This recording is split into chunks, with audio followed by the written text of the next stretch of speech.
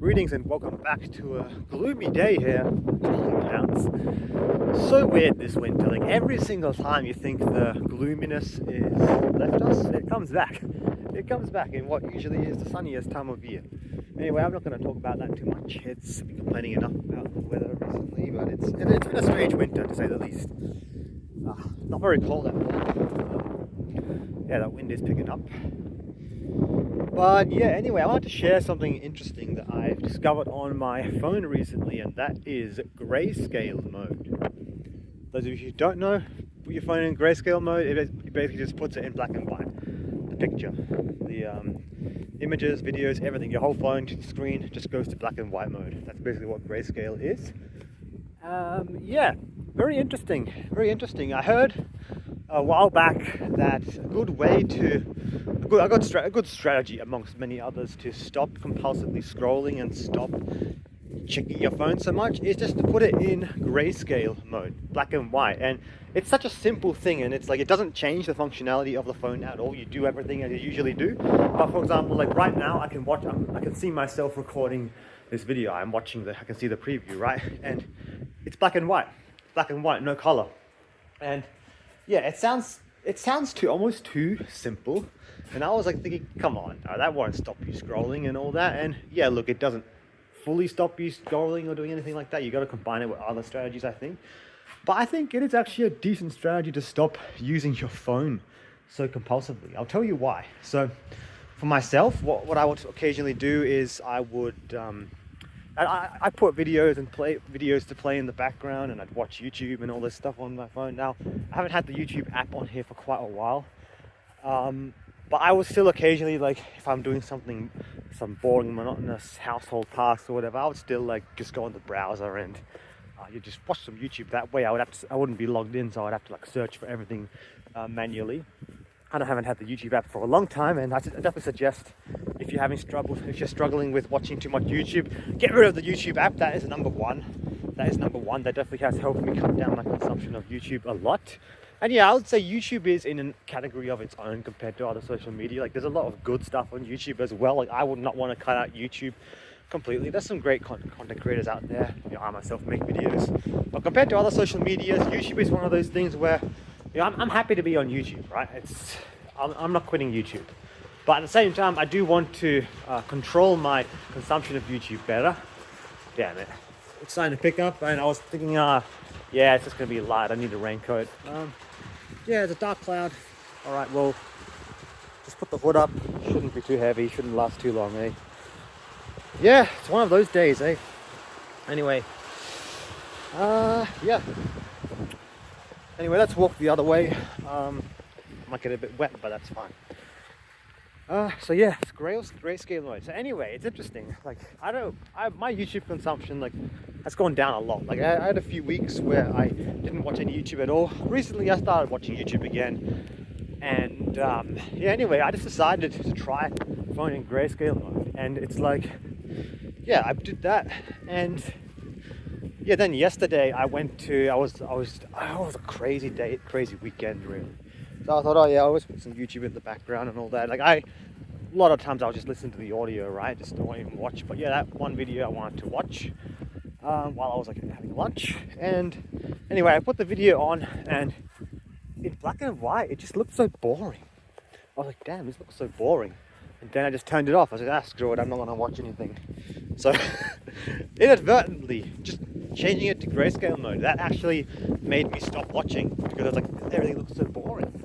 And that's the key thing, it does look so boring. And the interesting thing is, many of these social media apps, YouTube included, but especially like Facebook, Instagram, the way they use colors, all these bright, dazzling colors, like it's designed to get their attention. Like, the social engineers that are behind these companies, right, and these social media apps, they know exactly how to capture your attention. That's all it is about. That's all social media really is about. It's about capturing our attention. Hang on, I'm just going to dry my phone. It's getting a bit wet. All right, there we go. Still, just clean the camera. There we go. Yeah, so it's getting a little bit. Social media is just designed to capture our attention. Attention really is the most valuable currency out there. Forget gold, forget oil. We're in the information age, and yeah, attention is the most valuable currency out there now. So yes, yeah, that's it really. That's it. And look, I'm not completely off grid with terms of like not being on social media and all that. I'm still plugged in. I'm still on YouTube. I'm still on other social media like Instagram. But at this stage now, I have deleted all the apps and I'm keeping them off my phone. I've deleted the apps many times in the past, but I always found myself downloading them back after a while. Anyway, the apps are gone and they're staying off my phone now. It's lucky the YouTube Studio app. I even had YouTube Studio gone for like a week. I have it back now. YouTube Studio is very good just to be able to after I record the videos, go on and upload them. That's the only thing I'm using YouTube Studio now, just to upload videos. So anyway, it's a fine line. It's tricky. It definitely is hard. It's hard to get that balance right of, you know, you want to use social media for certain things, but it's very hard to keep it within its intended use. And ultimately, that's what we have to get to. I think if you want to use social media, make sure you're using it in a conscious way. Make sure you're conscious of it all. Don't get into that mindless scrolling loop. But I know it's hard, it's easier said than done. The easiest thing probably would be just get off everything, stay off, and don't bother with it. And yeah, I've been getting rid of it one by one. Like now at this stage, the only social media I have is YouTube and Instagram, not on Facebook anymore. So yeah, just one by one, eliminating it. Like all my contacts on Facebook, right? I'm still have an account. I still keep Messenger active to message certain people, but Facebook itself is deactivated. Instagram, I deleted off my phone. Like I don't really have anyone on Instagram anymore that I need to communicate with, like on there regularly. So yeah, I've got everyone on, you know, like Messenger and other apps now, so I can just message directly. That's what I've been trying to do. Just like a lot of people's excuse is, oh, I need social media to stay in touch and communicate with people, message people. And yeah, I was sort of the same, but what I've gradually been trying to do is, like, people who I'm in communication with on a regular or semi-regular basis, I've been trying to shift everyone over to dedicated messaging apps, yeah, Messenger, WhatsApp, and all these other apps, right? Just shift to dedicated messaging apps, because then it's like you stick to your intended purpose, you just message back and forth, fine. Whether it's through that or by email or whatever, just stick to the intended purpose, right? Don't get caught in these doom scrolling loops, because I know, like, I sort of had the idea, okay, well, I keep Instagram and all that just to stay in touch with people, but I mean, it doesn't take that long to go on and respond to a message or message someone. Like, so much time to just go on and just scrolling, and it sucks away all your attention, and I don't want to do that anymore. I really don't. Attention is so valuable. I've got more important things to do. I want to be more aware and careful with how I use my time. So yeah, that's how it is what it is. But yeah, grayscale mode, it's so simple, and it actually does work. It actually works. Like these apps, for them, like I did test out through my browser, you know, YouTube, and it's like, it looks so boring, and it's like, it's interesting. But you can still watch and you can still do anything, but it's interesting, like, because black and white is way less stimulating than, you know, full RGB color.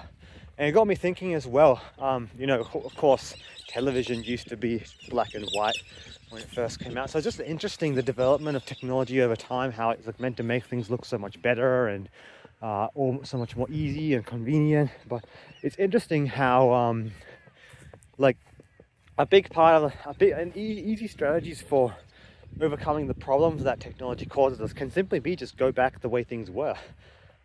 Not entirely, right? But still, like television, everything used to be black and white. Well, just turn your phone to grayscale mode. It's pretty easy in Android. You can just go on your settings, just search like color correction, grayscale, and just click grayscale mode.